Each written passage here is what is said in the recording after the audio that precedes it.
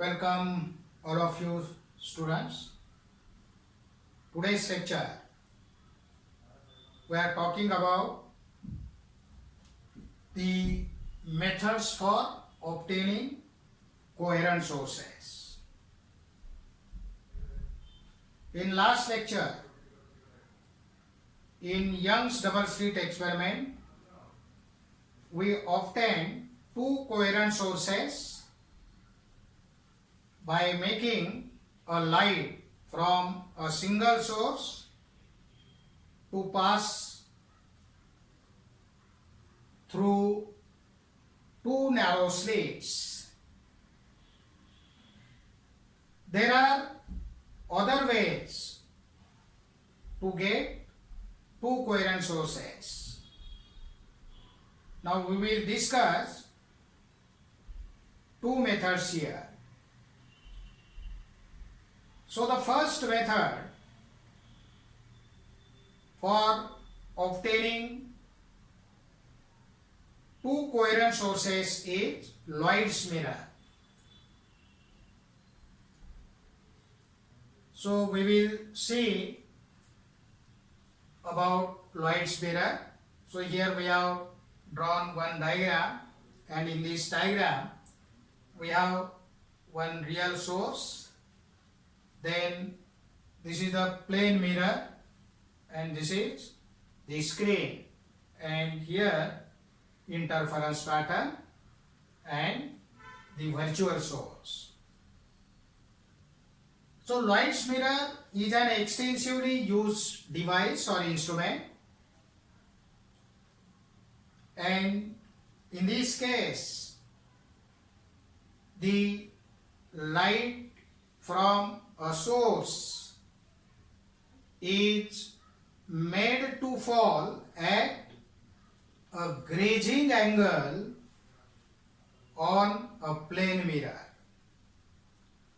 So light from a source is made to fall on this plane mirror at a grazing angle. Grazing means the light rays travels almost in horizontal direction, parallel to the surface of plane mirror. Then some of the light falls directly on the screen, which is shown in this figure, and some light falls after reflection from the plane mirror. So light reaches on the screen after reflection through the plane mirror. Now here important thing is that the reflected light appears to come from a virtual source. The reflected light appears to come from a virtual source. Hence, we get two sources. And these sources are derived from a single source. And the light rays coming from that two sources gets interfere, and we get a steady interference pattern which consists of alternate bright and dark fringes. Now here we have shown the direct light rays by blue lines and reflected light rays by red lines, but we have to note that here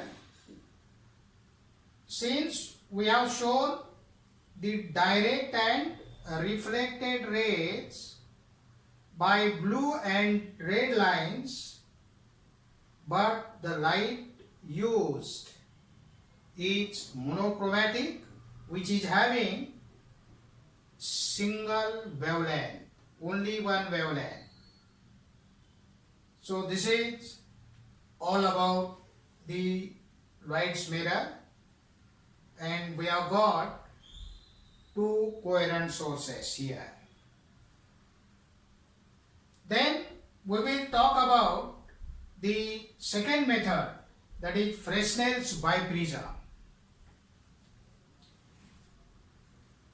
Now in this Fresnel biprism, first we should know what is a biprism. A biprism is a prism with its vertex angle nearly 180 degree or 179 degree. It can be considered to be made up of two prisms having very small refracting angle joined at their bases. Means two small prisms which are having very small refracting angles are joined at their bases, and then biprism is formed. Then monochromatic source of light emits the light rays. So light from this source is made to fall on two half of the biprism, and then two virtual images are formed. So here S1 and S2 are the virtual images, and these two virtual images act as the coherent sources of light. Now here one thing we have to remember, the refracting edge. This is the refracting edge of the biprism. So this refracting edge of the biprism is exactly parallel to the length of the slits. Then these two coherent sources are formed, and the light rays coming from S1 and S2 gets interfere in this region. So this is the superposition region, which is shown by this shaded portion, and when the light waves gets interfered here, we can observe a steady interference pattern which contains alternate bright and dark fringes, and that interference pattern is seen through the micrometer eyepiece, which is kept behind the screen, so that eyepiece is not shown in this figure. Now we have one experiment, Fresnel's biprism experiment. So experimental arrangement is not in your syllabus. So this is the ray diagram which is drawn here. So in this diagram we have S is the monochromatic source of light, S1, S2 are the virtual images or coherent sources, or secondary sources or narrow slits, and the separation distance between these two virtual images is denoted by D.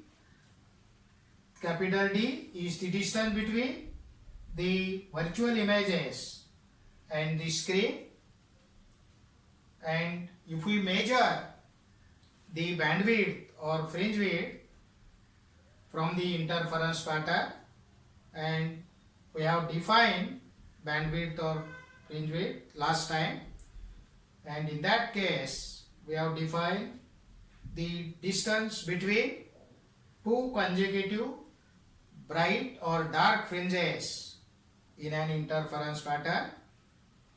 Then we can determine the wavelength of the monochromatic source with the help of the formula lambda is equal to yd upon d.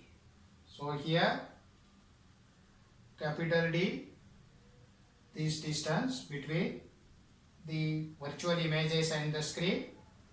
D is the distance between two virtual images or coherent sources, and Y is the fringe width or bandwidth. So these are the two methods. We have seen Lloyd's mirror and Fresnel's biprism. In next lecture, we will discuss a new concept, that is optical path.